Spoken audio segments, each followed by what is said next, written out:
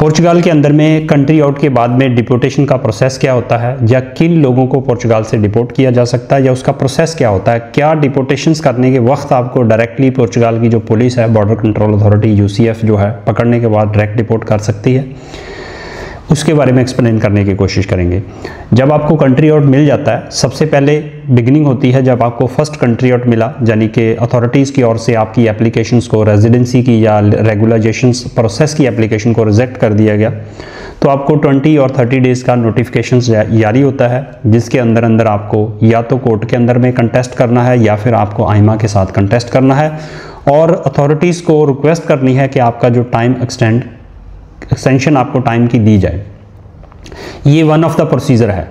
लेकिन इसमें ज़रूरी नहीं है कि अथॉरिटी आपकी एप्लीकेशन को एक्सेप्ट करे या आपको रिप्लाई करे। अगर आप उनका आपको विदिन 20 डेज़ रिप्लाई नहीं आता तो उसको आप निल एंड वाइड समझे कि आपकी एप्लीकेशन एक्सेप्ट नहीं हुई। कंट्री और रिमेन से वो है आपके पास में, तो उसके आफ्टर 20 डेज़ जो आइमा है, पुर्तगाल की अथॉरिटी है, वो आपका जो कार्ड, जो लिस्ट है आपकी, वो देती है पुलिस को, जिसको यूसीएफए पुलिस भी बोलते हैं या पीएसपी पुलिस भी बोलते हैं, जो कि आपको डिटेन करती है, यानी कि आपको चेक करती है आपके काम के ऊपर, आपके घर पे आपको मेल करके, आपको फ़ोन करके बुलाती है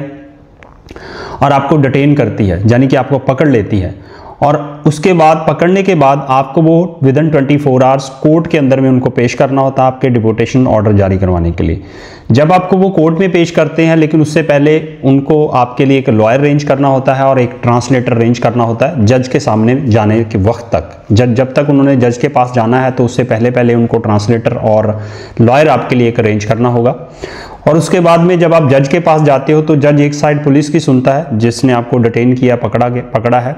अनदर हैंड वो आपकी सुनता है कि आप क्या कहना चाहते हो, आपकी सिचुएशंस क्या, आपकी सिचुएशंस को भी एनालाइज करता है। दोनों सिचुएशंस में अगर वो पॉजिटिव होता है, आपकी फेवर में जाता है केस, उस समय on the spot instant relief उसको बोलते हैं, इंस्टेंट अगर आपको रिलीफ देनी होती है तो आपकी फेवर में केस जाता है। उस केस में जज जो है ये डिसीजन देता है कि जो अगर आपकी लॉन्ग इंटीग्रेशंस है, आपने पुर्तगाल के अंदर में रेजिडेंसी कार्ड का या वीज़ा एक्सटेंशन की रिक्वेस्ट दी थी और आपकी सिचुएशंस को वो डीप एनालाइज करता है, वर्क, फैमिली, बिजनेस या फिर मेडिकल रीज़न या स्पोर्ट्स रीज़न, कोई भी लीगल रीज़न है पुर्तगाल में रहने का, उस केस में जो जज है हाई पॉसिबिलिटीज़ है कि आपको इंस्टेंट जो है रिलीफ देगा, पुलिस कस्टडी से रिलीज़ करने के ऑर्डर दे देगा। अनदर हैंड जो पुलिस है वो ये क्लेम करती है कि आप यहाँ इन रेगुलर सिचुएशन में रह रहे हो, लेकिन वो ये नहीं एक्सप्लेन करते कि आपने पिछले लंबे समय से अपना रेजिडेंसी कार्ड एक्सटेंशन के लिए डाला था या आपने मेल भी आइमा डाली है, ये तमाम चीज़ें वो नहीं बताएंगे जज को, लेकिन आपने अपनी सिचुएशन एक्सप्लेन करनी है। हाई पॉसिबिलिटीज़ है कि आपको इंस्टेंट रिलीफ जो है जज की ओर से दे दी जाएगी, यानी कि पुलिस कस्टडी से आपको पॉजिटिव डायरेक्शन में अगर आपका केस जाता है तो भेज दिया जाएगा। लेकिन उस वक्त आपके ऊपर कुछ इम्पोज किया जा सकता है कि आपको एवरी वीक अपने नियरेस्ट रेजिडेंस का, जो आपका रेजिडेंस एड्रेस है, उसके पास जो पुलिस स्टेशन है वहाँ पे अटेंडेंस लगानी पड़ेगी जब तक आपकी ये प्रोसीडिंग जो है कोर्ट के अंदर में चल रही है, जो डिपोर्टेशंस के ऑर्डर जारी करवाने के लिए पुलिस की ओर से अटेम्प्ट किया गया है, तब तक आपको पुलिस अटेंडेंस जो है वहाँ पुलिस स्टेशन में एवरी वीक लगानी पड़ सकती है। लेकिन ये आपके फेवर में चला गया एक तरह से केस, इंस्टेंट जो फर्स्ट टाइम पे टेम्परेरी आपको रिलीफ मिल गई, लेकिन उसके बाद लॉन्ग रन में ये आपकी प्रोसेसिंग चल रही है, कोर्ट के अंदर ये केस चल रहा है। उस समय आप अपने लॉयर को अपने टोटल इंटीग्रेशन के प्रूफ, जो भी आपने आपके साथ यहाँ पुर्तगाल में हुआ है, आइमा में आपने एप्लीकेशन प्रोसेस की है, आइमा ने आपकी किस तरह से रिजेक्शन की है, किस डेट को रिजेक्शन ऑर्डर बना और किस डेट को आपको मेल मिली, और उसके बाद में आपकी लॉन्ग इंटीग्रेशंस क्या है, कौन से वो आर्टिकल्स हैं जो कि आपके ऊपर फिट होते हैं आपको रेगुलर करने के लिए, लीगलाइज स्टेटस अवेल करने के लिए, वो अपने लॉयर को एक्सप्लेन करें ताकि वो अपनी प्रोसीडिंग में शामिल करे वो सारी चीज़ें। जज जो है नेक्स्ट टाइम जब आपकी हियरिंग हो या आपका केस सुने तो उसके अंदर में तमाम चीज़ें एंटर हुई हों, आपकी हर चीज़ एक्सप्लेन हुई हो। अगर आपका शंगन अलर्ट भी है तो उसके फेवर में भी आपका जो लॉयर है ये नॉलेज रखता हो कि आप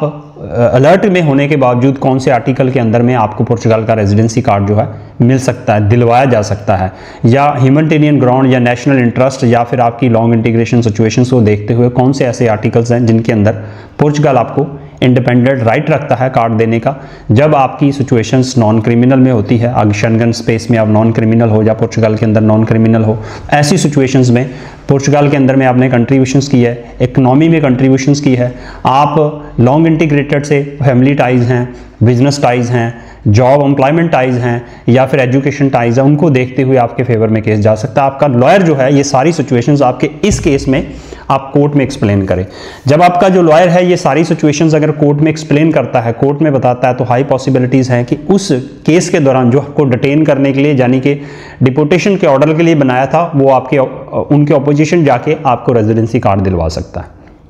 ये जो मैंने एक्सप्लेन की पॉजिटिव सिचुएशंस अगर आपके साथ हो जाती है, यानी कि हाई पॉसिबिलिटीज़ हैं जब आप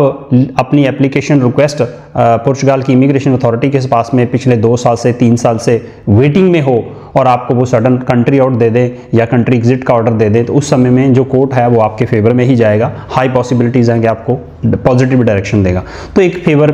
पॉजिटिव बात की। अब हम इसकी नेगेटिव बात करते हैं कि इन केस ऑफ फर्स्ट जब आपको डिटेन किया पुलिस ने तो नेगेटिव में चला जाता है। कोर्ट में पेश किया, जज ने अगर आपको ऑर्डर करना है कि ठीक है इनको डिपोटेशन की जाए, ये इन रेगुलर सिचुएशंस है, आपके कोई भी सिचुएशंस वो नहीं कंसीडर करता जज, तो आपको नेगेटिव डिसीजन दे देता है। उस समय में भी इंस्टेंट आपको डिपोर्ट नहीं किया जाएगा, उसके लिए 30 डे का पहले नोटिफिकेशन पीरियड होगा। 30 डेज में पुलिस ने क्या करना है, पुलिस ने आईमा के साथ कॉन्टैक्ट करना है, आपकी होम कंट्री की एम्बेसी के साथ कॉन्टैक्ट करना है, आपके एयरप्लेन का अरेंजमेंट करना है। मीनवाइल जितना भी ये टाइम है उसके अंदर जितने भी एक्सपेंडिचर्स हैं, चाहे वो एयरप्लेन के एक्सपेंडिचर्स हों या फिर अदर डॉक्यूमेंटेशन के एक्सपेंडिचर्स हों, वे सारे के सारे जो हैं पुर्तगाल को वियर करने पड़ेंगे। इवन आप इसके अलावा IOM डिपार्टमेंट है जो पुर्तगाल का, वहाँ से एडिशनल कंपनसेशन भी डिमांड कर सकते हो, मांग सकते हो based on your long contributions and long work in Portugal, उसके बेसिस पे। तो ये नेगेटिव सिचुएशंस में अगर आपका केस जाता, उस केस में भी आपके पास अगर नेगेटिव जज दे देता है डिसीजन आपका, तो आप हायर कोर्ट के अंदर में यानी कि डिस्ट्रिक्ट कोर्ट से हटके आप हाई कोर्ट के अंदर में अपील फाइल कर सकते हो। आपके पास अपील फाइल करने का भी राइट होता है। इवन फर्स्ट हियरिंग में आपका केस जो है जज ने अगर नेगेटिव डिसीजन दे दिया, आपका जो लॉयर है, जो गवर्नमेंट का लॉयर आपको मिला है, फ्री ऑफ कॉस्ट मिलता है, ट्रांसलेटर फ्री ऑफ कॉस्ट मिलता है, उसको आप बताएंगे कि आप अपील करना चाहते हैं इस ग्राउंड के ऊपर में, जो भी आपकी पुर्तगाल के अंदर में ग्राउंड होगी, आप स्टूडेंट हो, आप लॉन्ग इंटीग्रेटेड हो, आपकी प्रोसेसिंग चल रही है, आपने कोर्ट में कोई अलग से केस लगा रखा है या किसी और तरह की आपकी प्रोसेसिंग चल रही, उस बेसिस पे आपके पास अपील करने का भी राइट है, इवन दोज आपका कोर्ट की ओर से केस को रिजेक्ट भी कर दिया गया। तो पॉसिबिलिटीज़ हैं जिनको कंट्री आउट दिया पुर्तगाल ने। 40,000 वो इमिग्रेंट्स जो डीप इंटीग्रेटेड थे, उनको एंड ऑफ द डे कानून के हिसाब से अगर सोचा जाए तो देखा जाए तो उनको डेफिनेटली कार्ड मिलेगा, उनको पुर्तगाल को कार्ड देना चाहिए, पुर्तगाल के कानून को उनको कार्ड देना चाहिए, since they all are deep integrated with Portuguese culture, society, work, economic situations, contributions and all.